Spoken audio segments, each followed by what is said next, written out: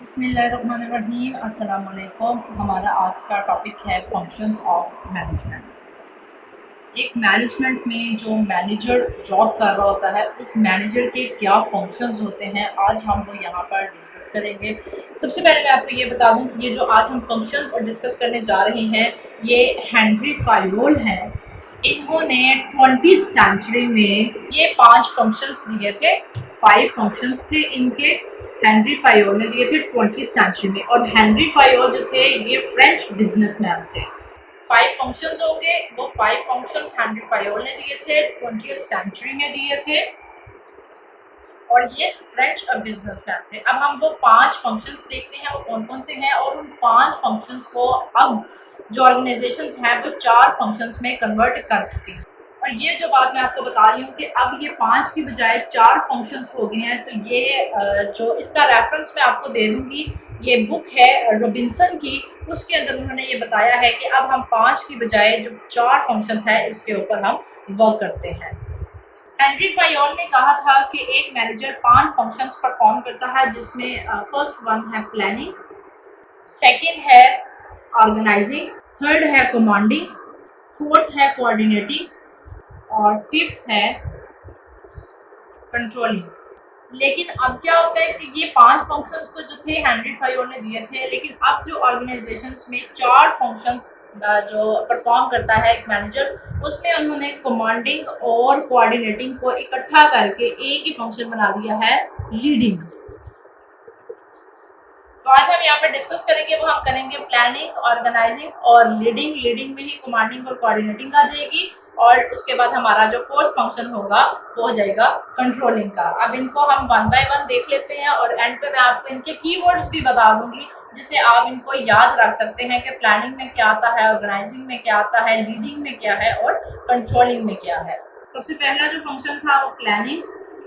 अब प्लानिंग में मैनेजर क्या करता है, गोल्स को सेट करता है, सेट गोल्स। जब गोल सेट किए तो उसके बाद क्या होगा कि उन गोल्स को अचीव करने के लिए डिफरेंट स्ट्रैटेजीज को वो सेट करेगा।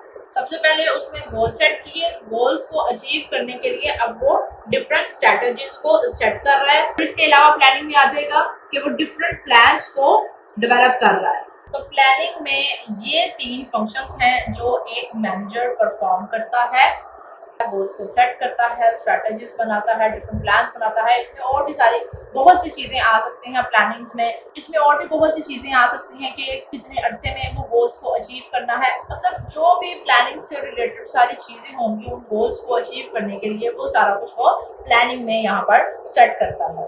तो ये आप कीवर्ड याद रख सकते हैं कि गोल्स को सेट करना, स्ट्रैटेजीज बनाना और प्लान्स को डेवलप करना, ये सारी चीजें आती हैं प्लानिंग में। नेक्स्ट जो सेकंड हम डिस्कस कर रहे हैं फंक्शन, वो है जी ऑर्गेनाइजिंग। अब ऑर्गेनाइजिंग में क्या होगा, वर्क को किस तरह से अरेंज करना है, किस तरह से उसको स्ट्रक्चर करना है, ये वर्क है, काम करना है। गोल जिन्होंने सेट किए थे, अब उन गोल्स को हमने डिफरेंट एक्टिविटीज के थ्रू अकम्प्लिश करना है। तो उसमें जो वर्क हमने करना है उस वर्क को कैसे अरेंज किया जाएगा, किस तरह से उसको स्ट्रक्चर किया जाएगा। अब ऑर्गेनाइजिंग में जो मैनेजर होगा वो ये बताएगा कि टास्क कौन परफॉर्म करेगा, जो टास्क हैं वो किस तरह के टास्क बनाए जाएंगे, उन टास्क को कौन परफॉर्म करेगा, ग्रुप में किस तरह से वर्क होगा, कौन से लोग मिलकर ग्रुप में काम करेंगे। तो ये जो सारी चीजें हैं ये ऑर्गेनाइजिंग में आ जाती हैं। और इसमें ये भी आ जाएगा कि कौन किसको रिपोर्ट करेगा, कि अगर 10 लोग मिलकर काम कर रहे हैं तो वो 10 लोग कितने आगे लोग हैं, या उन 10 लोग के ऊपर कौन बैठा है जिसको वो रिपोर्ट कर रहे हैं। तो ये सारी चीजें ऑर्गेनाइजिंग में आती हैं। जो वर्क है उस वर्क को किस तरह से अरेंज करना है, उसका स्ट्रक्चर कैसा होना चाहिए, जो टास्क बनाए जा रहे हैं वो ग्रुप में करने हैं, वो इंडिविजुअल करने वाले हैं, और उसकी जो रिपोर्ट है वो किसको दी जाएगी, कौन लोग मिलकर टास्क करेंगे, अकेला बंदा टास्क कर रहा है, ग्रुप में टास्क हो रहा है। तो ये सारी जो चीजें हैं ये सारा कुछ ऑर्गेनाइजिंग में आ रहा होता है। उसके बाद जो नेक्स्ट फंक्शन है वो है जी लीडिंग। अब यहाँ पर जो मैनेजर है वो सबऑर्डिनेट्स को मोटिवेट करता है, इसी में ही वो हायर भी करेगा, इसी में ही वो उसको ट्रेन करेगा और इसी में ही वो उसको मोटिवेट करेगा। तो ये लीडर के ये काम होते हैं कि जो सबॉर्डिनेट्स आ रहे हैं उनको किस तरह से मोटिवेट करना है, उनको आगे किस तरह से लेकर जाना है, उनकी अगर कोई कंफ्लिक्ट आ रहा है तो उसको रिजॉल्व कैसे करना है, और उनके साथ उसने जो कम्युनिकेशन है वो किस तरह की रखनी है। मैनेजर की कम्युनिकेशन ऐसी होनी चाहिए अपने सबॉर्डिनेट्स के साथ, सबॉर्डिनेट्स खुद मोटिवेट हो और अपना जो टास्क है, जो वर्क है, उसको वो अपने टाइम पे फुलफिल कर सके। तो ये जो लीडिंग है इसमें ये सारी चीजें आ जाती हैं जो कि एक मैनेजर अपने इस फंक्शन को परफॉर्म करता है एक ऑर्गेनाइजेशन में। नेक्स्ट जो फंक्शन है वो है जी कंट्रोलिंग।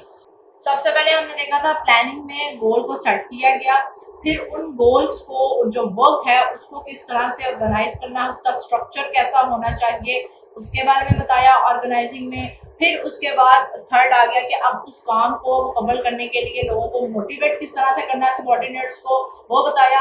अब जब ये काम हो रहा है, काम चल रहा है, तो अब मैनेजर क्या करता है कि एक चेक एंड बैलेंस रखता है उसके ऊपर, मतलब कि उसको वो उस वर्क को वो मॉनिटर करता है, सबॉर्डिनेट्स की परफॉर्मेंस को इवैल्यूएट करेगा। यहाँ पर कंट्रोलिंग के फंक्शन में जो मैनेजर है वो देखेगा कि जो गोल्स हमने सेट किए थे क्या उसी के अकॉर्डिंग ही इनकी सबॉर्डिनेट की परफॉर्मेंस हो रही है या इसको मजीद इम्प्रूव करना चाहिए।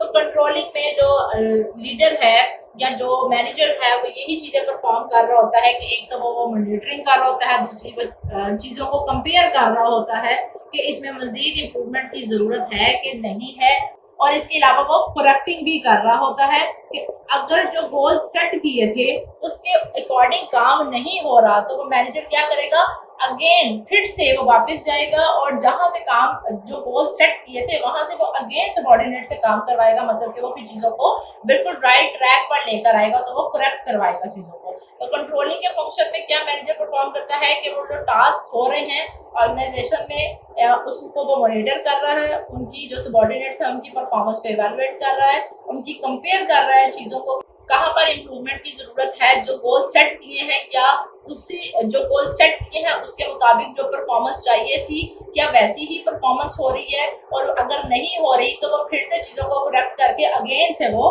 स्टार्ट करेगा। तो ये सारे जो फंक्शंस है ये कंट्रोलिंग में आ जाएंगे। जी, तो ये कीवर्ड्स हैं जो यहाँ पर मैंने मेंशन किए हैं कि आप इन चारों फंक्शंस को किस तरह से याद रख सकते हैं। प्लानिंग में हमारे set goals, develop plans and different strategies बनाना आ जाएगा।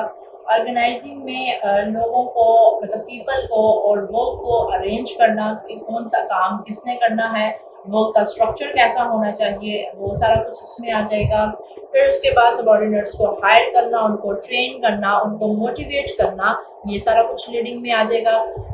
जो मैनेजर है उसकी लोगों के साथ डीलिंग किस तरह की है, जो ग्रुप है उनमें जो कंफ्लिक्ट आता है इंडिविजुअल्स के दरमियान उसको किस तरह से उस कंफ्लिक्ट को रिजॉल्व करना है, तो ये सारा कुछ लीडिंग में आ जाएगा। और कंट्रोलिंग में वर्क को मॉनिटर करना, जो गोल सेट किए थे क्या उसी के मुताबिक काम हो रहा है, उनकी पोजीशंस को कंपेयर करना, उनकी जो परफॉर्मेंस है उसको कंपेयर करना गोल्स के साथ, और अगर उसमें कोई मसला आ रहा है तो उसको करेक्ट करना। तो ये सारी चीजें कंट्रोलिंग में आ जाती हैं। जी, तो ये 4 फंक्शंस थे जो हमने डिस्कस किए हैं कि एक मैनेजर्स में ये 4 फंक्शंस होने चाहिए। So thanks for watching this video. Allah Hafiz.